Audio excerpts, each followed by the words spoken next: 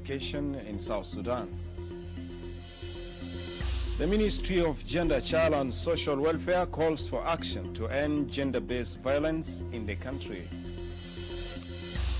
And soldiers receive face masks and sanitizers to protect them from COVID-19. Warm welcome, viewers of SSBC. Thank you so much for joining us from wherever you're tuning in. We are coming to you live from Juba. My name is Gore Anthony with the news in detail. The high-level committee to investigate the intercommunal conflict in Jonglei and Pibor administrative area held its first meeting in Juba on Wednesday. Vice President Dr. James Waniga chaired the meeting to set up committee's structure. The committee is also tasked by the President to investigate the root causes of the violence in Greater Jonglei. In a statement to SSBC shortly after the meeting, a member of the committee, Daniel Abocha Ali, who is also the chairperson of SPLM Youth League, said the committee would consult with leaders and elders from Greater Jonglei on the violence. The committee would render its report to President after 3 weeks. The high-level task force under the chairmanship of His Excellency Dr. Comrade James Waniga conducted its first preliminary meeting to set up the structures of the committee and to form various subcommittees. The committee also outlined steps on how to approach the conflict in Jonglei and Pibor administrative areas, in which the committee scheduled a series of meetings which will start tomorrow with all the committee members at 11 a.m. here in the Ministry of Cabinet Affairs meeting hall. The high-level committee also will invite elders and leaders of all the communities involved in the conflict in Greater Jonglei to attend a very important meeting on Monday, 29 June 2020 at 11 a.m. in Parliamentary Affairs Meeting Hall. Each of the following communities shall be expected to be represented by 5 members, elders and leaders, and they are 1. Bor South, 2. Duk Padiet, 3. Duk Payuel, 4. Twitch East, 5. Wat area, 6. Akobo area, 7. Pibor administrative area, 8. Pangak area, 9. Ayot area, 10. Pachala area, 11. Jie, 12. PG, 13. Neuron. The communities I've mentioned here will have to be represented by 5 elders and leaders on Monday, the 29th of June, 2020. Community leadership of the above-mentioned communities to take immediate action to prepare the list of their representatives to this meeting and bring the list to the office of the Vice President. Vice President Dr. James Waniga and a delegation from Lobanok discussed preparation for the voluntary repatriation of displaced persons back home. More than 180 households expressed readiness to return to Lobanok. Dr. Iga urged the people of Lobanok who are in Juba to return home. James Paulino, the Speaker of the Legislative Council of the former Lobanok County, said the community has mobilized funds for the return of their members back home. نحن كمجلس مقاطعة لبنان نحن سعيين لترحيل نازحين لبنان من جوبا إلى لبنان بسبب لأنه الوضع المعيشي في جوبا بقى ما كويس بالنسبة لمجتمعات الجاء من الأرياف. وبنشكر فخامة نائب رئيس الجمهورية دكتور جيمس وانيغا لأنه هو وقف مع مجتمع لبنان وقفة قوية في كيفية ترحيل هؤلاء الناس. Government and United Nations Development Program discussed production of more face masks as part of campaign against COVID-19 In a separate development, Vice President Rebecca Nyandeng and the British Ambassador to South Sudan discussed girls' education in the country. Reporter Abraham Aken attended the occasion and files us the report. Efforts are being made to fight the coronavirus pandemic as the number of cases have reached over 1,900. The Vice President for Gender and Youth Cluster, Rebecca Nyandeng de Mabior, and the UNDP officials affirm commitment to produce more face masks that would be distributed to the public. The Vice President has been distributing the face masks since the country registered its first COVID-19 case. UNDP country representative Kamal Kayode said the organization is fully committed to produce more face masks to curb the spread of COVID-19. These face masks are produced with active collaboration between UNDP, funding from the Netherlands Embassy in South Sudan, but also partnership with UNICEF. These face masks are not just to curb the spread, but also to provide jobs and incomes that are essential. The spokesperson of the Vice President Chad Paul said the face masks would reach all the vulnerable communities. The making of face masks for the population. It is not the whole population that can be able to buy the face masks, but some of them are being made here locally by the people of South Sudan and are given out free. This is where there is enough partnership with the UNDP. And they also help in a lot of things, and they discuss other things like the oncoming. In a separate news, Vice President Rebecca Nyandeng de Mabior and the British Ambassador Chris Trott discussed girls' education in the country. In a statement to SSBC, the representative of UK Aid, who spoke on behalf of the British Ambassador, affirmed Britain's continuous support to promote girls' education in South Sudan. We briefed the Vice President about the girls' education in South Sudan and the work that we are doing to try and get the children of South Sudan into schools, particularly the girls, and some of the challenges that we are facing. So we explained to her exactly what the program is doing to mobilize the communities and the parents to send their daughters to school, but also to support the schools to build a conducive environment for all the learners, and also support the education managers and the teachers. Abraham McCain, SSBC News. The Ministry of Gender, Child and Social Welfare called for action to end gender-based violence in the country. Reporter Simon Abete has more. The Ministry of Gender, Child and Social Welfare is collaborating with the line institutions to calling for an action to end gender-based violence and impunity for gender-based violence perpetrators in South Sudan. The Minister of Gender, Child and Social Welfare, Aya Warile, stressed that violence against women and girls is a violence against the entire humankind and shall have no place in South Sudan or elsewhere in the world. She asked the line institutions to effectively work to fix the elements. As South Sudan response to this crisis, we are seeing an increase in the reporting of sexual and gender-based violence cases, and in particular, intimate partner violence perpetrated against women and girls, including children. There is no safe place for women and girls, not even at home.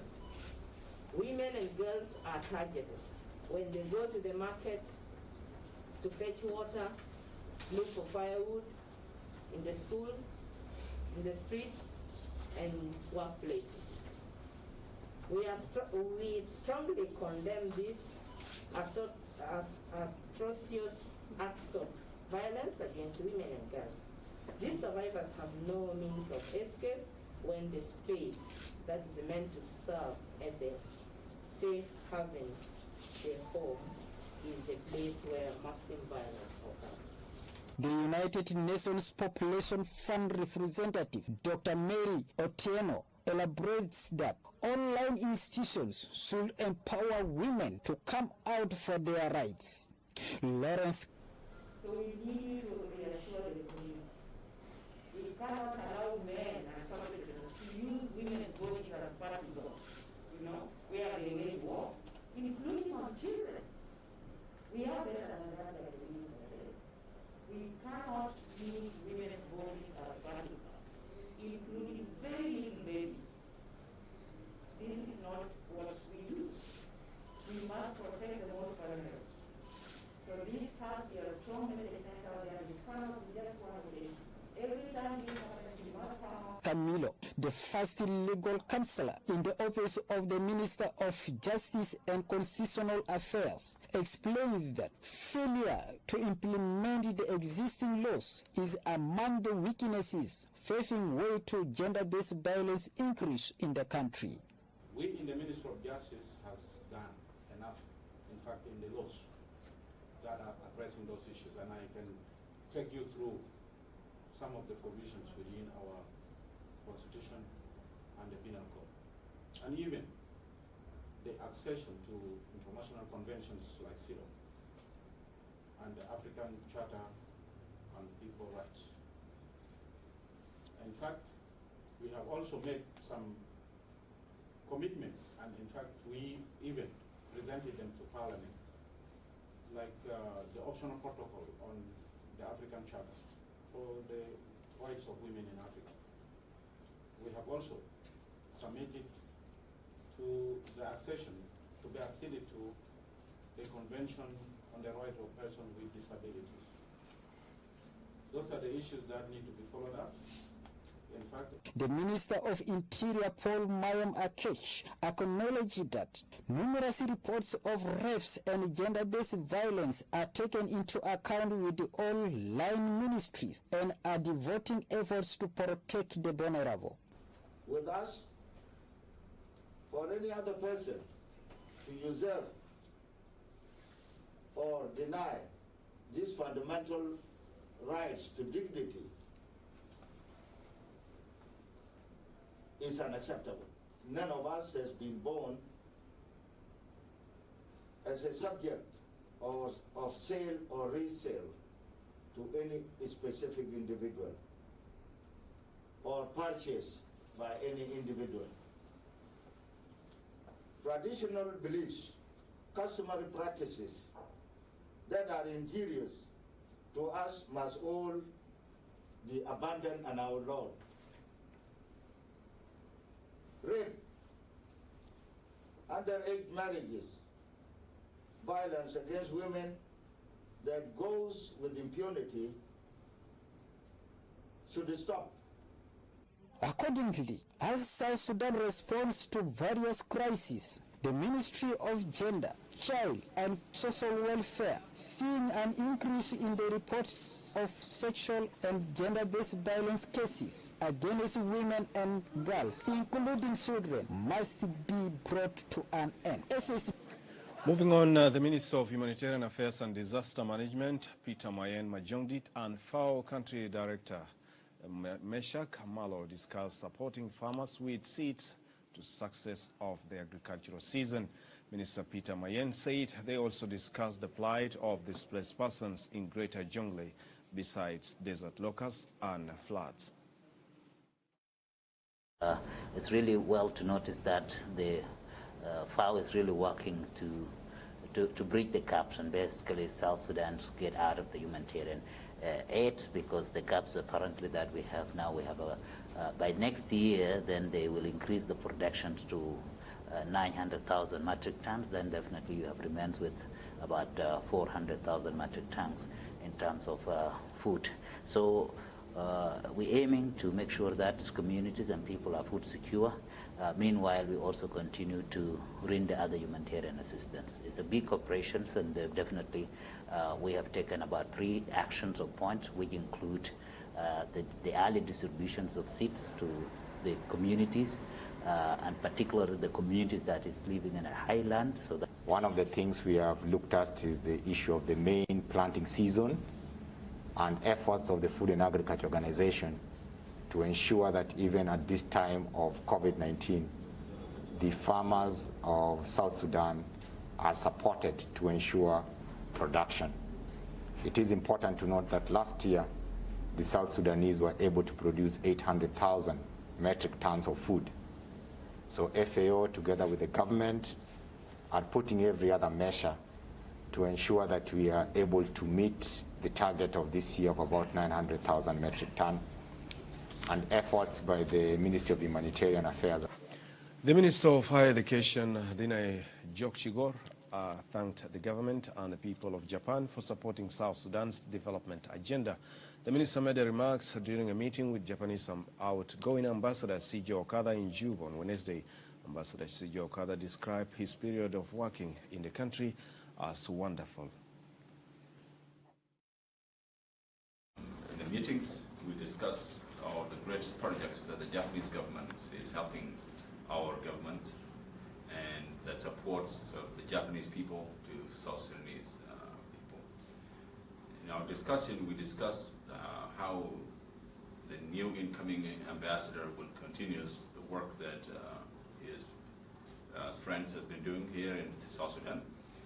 And so with that, I welcome the Japanese ambassador.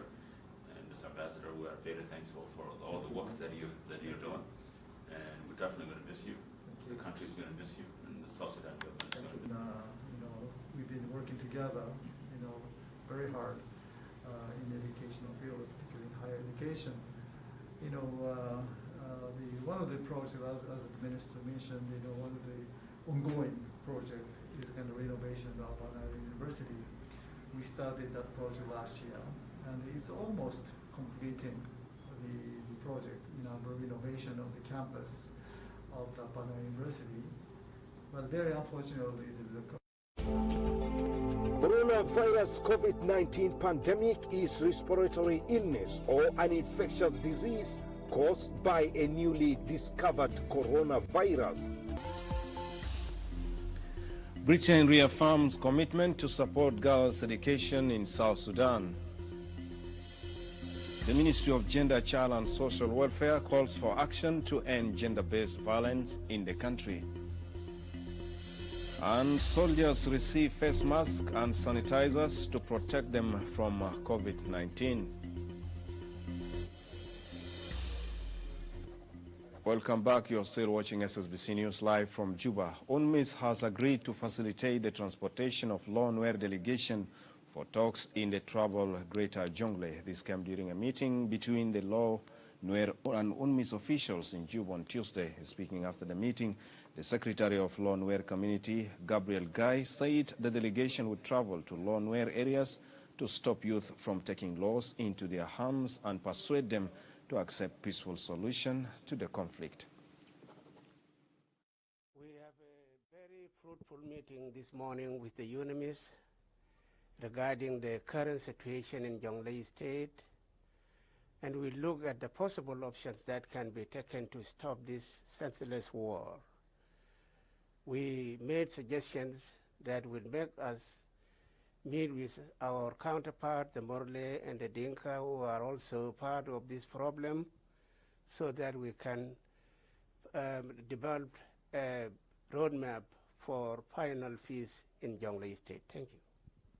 Had a very good meeting with His Honorable, the Minister of Water Resources and Irrigation, and the other honorables from this Lunar community, the national politicians from the community. We discussed on the issue of Jonglei situation. For AMIS, we expressed our concerns on the ongoing fighting there, and we look at the options for the immediate, medium, longer term to address this Jonglei issue. And we have received very positive feedback from the Lunar national politicians, and we'll be looking at all the actions available. Thank you very much. The Minister of Agriculture and Food Security, Joseph Lagu, and the Japanese Ambassador C.J. Okada discussed the corona and impact of desert locusts, which they describe as a threat to farmers. Ambassador C.J. Okada said Japan had donated $2.2 million through the World Food Program to purchase food for the needy in the country. He said they also discussed the status of country's agriculture sector and his term of duty expired in South Sudan. Minister Josephine described Japan as one of the committed partners that supports South Sudan's developmental projects. Japan is one of the most committed development partners to this young country. The Japanese government and people have helped enormously to support a number of projects, development projects in this country, not least in the area of infrastructure development, in the area of capacity building, and in the area of supporting agricultural development in this country. Mr.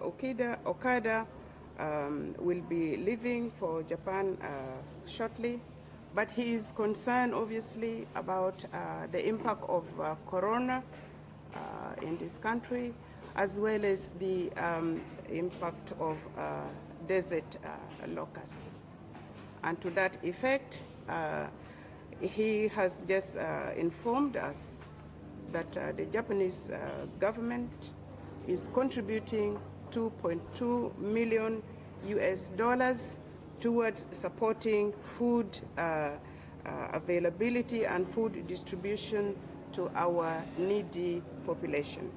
And this money will be donated to the country through the World Food Program, who will be responsible for purchasing this food. And one of the other, the big problem in South Sudan, particularly in the agricultural sector, is desert locust. That locust issue is a big issue, and particularly many farmers kind of suffer from that. They really cannot get enough harvest, to support their own family, or not only their family, to support this country itself. So we think it's a very serious issue, and Japan decided the kind of emergency support to mitigate that.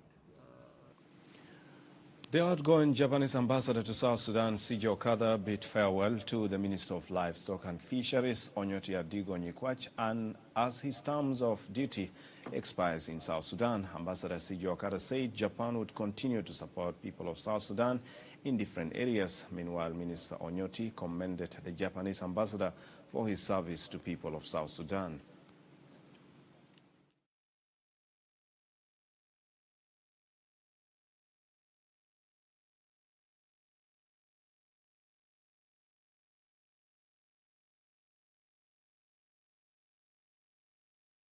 The older kind of work here together, again, the Ministry of Livestock, Japan is really kind of working together, like this building behind is our project, we work together, and of course, his previous job as the Minister of Agriculture, he worked very hard, and we did a lot of things, to support agriculture in this country. Things with the Japanese people and government has done to South Sudan, which is tentatively seen by even a common person. It is very unfortunate that some of them is because of coronavirus, like the bridge, like the water plant, and they here for agriculture, comprehensive agriculture master plan, which is affecting the 4 ministries of agriculture sector. That's the Minister of Agriculture and Food Security, the Minister of Livestock and Fisheries, the Minister of Environment and Forestry, the Minister of Water, Resource and Irrigation. All these agriculture master plan is for these 4 ministries. It's a good plan which was developed by JICA, supported by Japanese. And moving on, 2 South Sudanese, Gideon Gatpan and Dr. Hoda Jeremiah, have been elected to East African Legislative Assembly Commission, responsible for the activities of the August House. Reporter James Sarusi files us the story. Within a seat, East African Legislative Assembly Commission, responsible for all the activities of the Assembly, always holds its election for its members every 2.5 years to erect a body that will dictate on the activities of the House. With the plenary being conducted on virtual platform, the elections and the listening of the nominees' manifesto was also digitalized. And I promise that any task given to me, I will ensure that it is done to the best of the interest of the members. If I'm elected, my sincere desire is to serve this assembly so that it runs its duties and business diligently. What I will do when I'm in the commission, I would like to work tirelessly with the members of the commission to protect the interests of the members and the entire East Africa. Elections presided by the East African Legislative Assembly Speaker, Right Honorable Martin Gonga. Out of the 4 members nominated from South Sudan, Chapter 2 emerged to be the current preference of the Assembly to represent South Sudan in the Commission. In regard to the Republic of South Sudan, we have elected 2 out of 4. The members elected, 1, Honorable Gideon Garpar, is a member of the Commission elected. Number 2, Honorable Dr. Oda is elected as a commissioner. So now today we have got 2 members who are elected to be commissioners representing the Republic of South Sudan. The 2 elected from South Sudan will also be joining the other 10 from the other 5 partner states, say they will work to also mark. Although I will have my own time to meet the new members of the Commission and to strategize. The work that we do is not exceptional for one person, but we do it as a team. But it needs you to have a clear mind and critical thinking of what you want the region to achieve.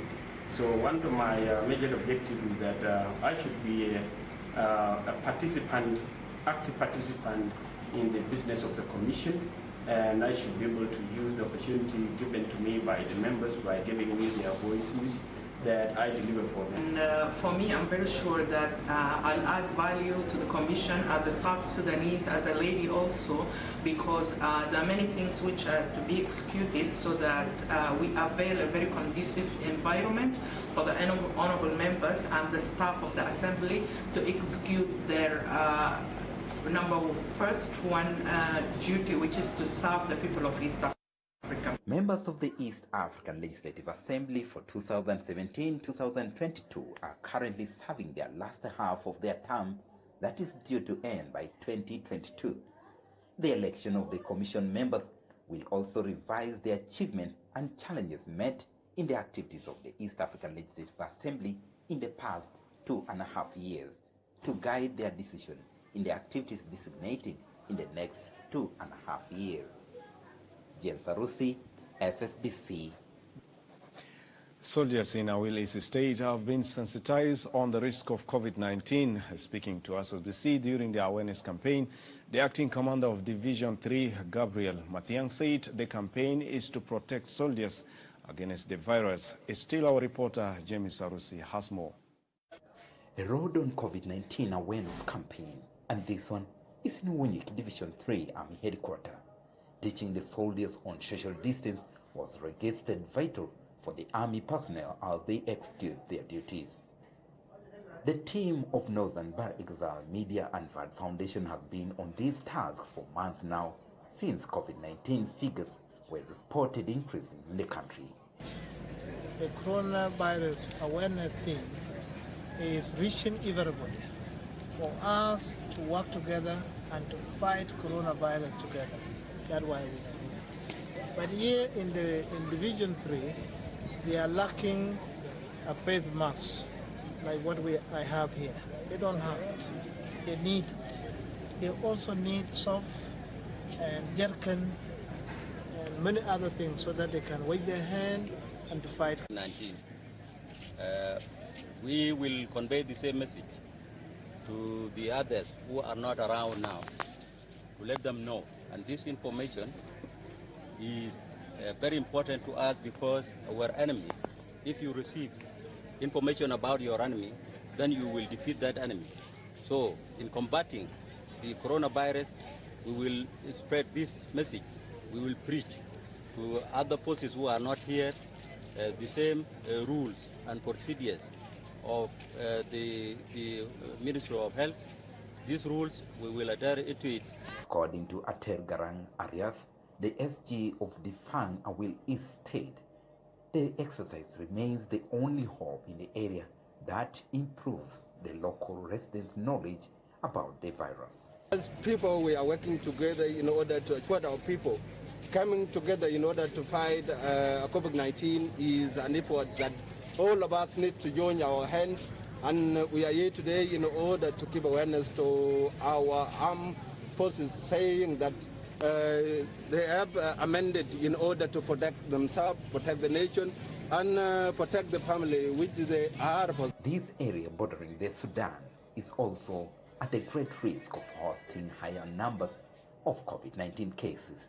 Although a small number of cases has been registered, many believe there could be more that are hidden as the region still lacks testing mobile laboratory kits.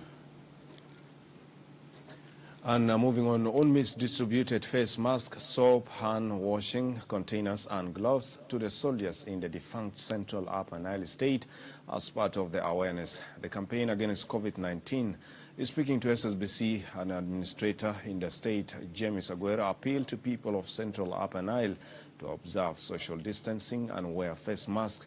The Director General of Police, Brigadier War Mondwak, said the police would help in curbing the spread of the virus in the area, while UNMISS representative said fighting COVID-19 is a collective responsibility.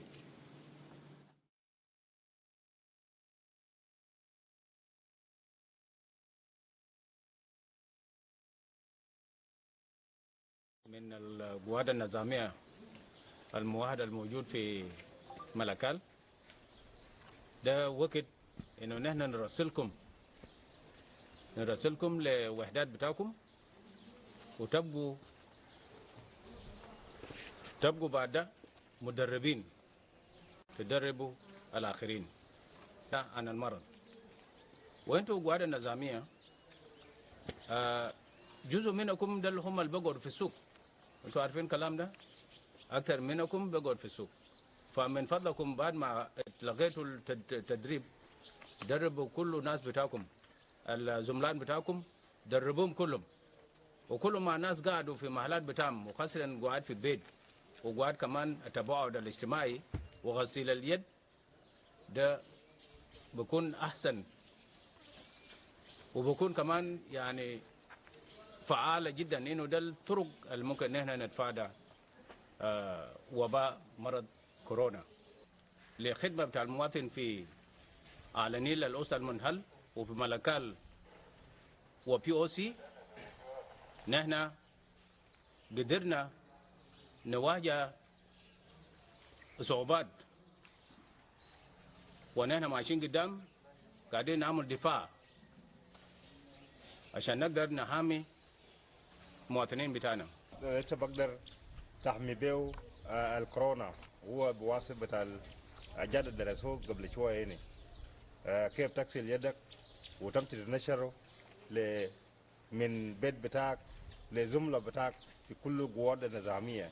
بقى بيت دخل من أمراض التعانين، فنحن ما نعمل إكنور، ما نجهله، نشيله كحاجة مهم. ويتو القوات النظامية والشرطة تلقى كتلة بتاع ناس في محل في مجمع في محلات يتوعيهم الناس التفاهم ما بكون سوا. عنده إمكانية عشان يشيلوا ده، عشان يشتري ده، ما في داعي له ذاته، لأنه as long as عندك موية في البيت ولا في المكتب وفي صابون دي ذاته ما في داعي له. خلاص ده بيستخدموها فقط في حالة إنه يا أخي أنت ما قادر تلقى موية قريب، أنت في عربية مثلا حسيت بإنه أنت حبشت حاجة، حبشت زول جسلم عليك. And the National Bureau of Statistics launched its National Integrated Business Establishment Survey in Juba on Wednesday. In a statement to SSBC, Deputy Chairperson of National Bureau of Statistics, John Machek, said the Bureau has developed a national strategy to boost its activities, while the coordinator of National Bureau of Statistics, Atem Bol, also spoke to SSBC after the meeting.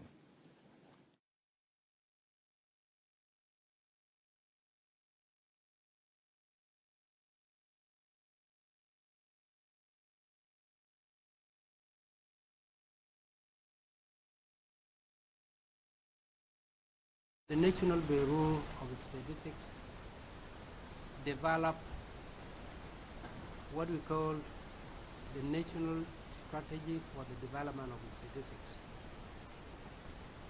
This project has been operating for over 4 years, the purpose of which is to strengthen the capacity of the statistical system in South Sudan.